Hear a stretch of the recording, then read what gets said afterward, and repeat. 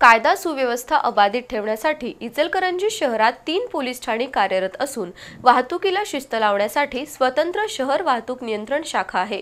या माध्यमातून 3 पोलीस ठाण्याकडे मागील वर्षीच्या तुलनेत चोरी, मारामारी, बलात्कार, विनयभंग यासह विविध गुन्ह्यात 259 न घट झाली आहे। तर जुगारबंदी, दारूबंदी, गुटखा, विक्री, वाहतूक यासह विविध अवैध गुन्ह्यात कारवाई करून तब्बल 1,05,00,000 रुपयांचा मुद्देमाल जप्त केला आहे।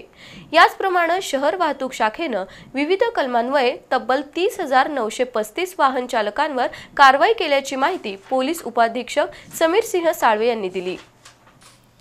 वस्त्रोद्योग आणि त्याच्याशी निगडित उद्योग व्यवसायामुळे देशाच्या कानाकोपऱ्यातून लोक उद्योग आणि रोजगारासाठी येऊन इचलकरंजी स्थायिक झालेत। त्यामुळे दिवसेंदिवस शहराची लोकसंख्याही वाढत गेली। परिणामी कायदा सुव्यवस्था राखताना पोलीस विभागावरही ताण येऊ लागला। त्यामुळे शहरात अप्पर पोलीस अधीक्षक, उपाधीक्षक कार्यालय सुरू झालं असून गावभाग, शिवाजीनगर, शहापूर अशी 3 पोलीस ठाणे कार्यरत आहेत। तर वाहतुकीला शिस्त लागण्यासाठी शहर वाहतूक नियंत्रण शाखाही कार्यरत आहे।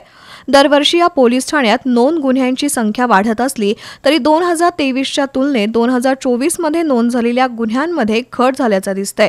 यामध्ये चोरी, जबरी चोरी, मारामारी, बलात्कार, विनयभंग यासह विविध गुन्ह्यात 259 न घट झाली आहे।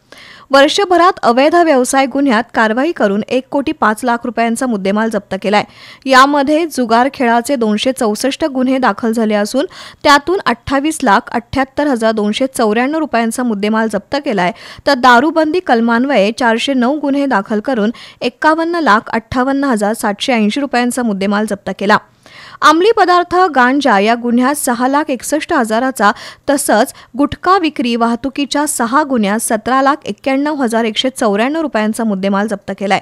याचप्रमाणे शहर वाहतूक शाखेनं विनापरवाना वाहन चालवणं, हेल्मेट आणि सीट बेल्ट न वापरणं, मद्यपान करून वाहन चालवणं, मोबाईलवर बोलत वाहन चालवणं, फॅन्सी नंबर प्लेट, कर्कश हॉर्न यासह विविध कलमान्वये तब्बल 30,935 वाहन चालकांवर कारवाई केल्याची माहिती पोलीस उपाधीक्षक समीर सिंह साळवे यांनी दिली आहे।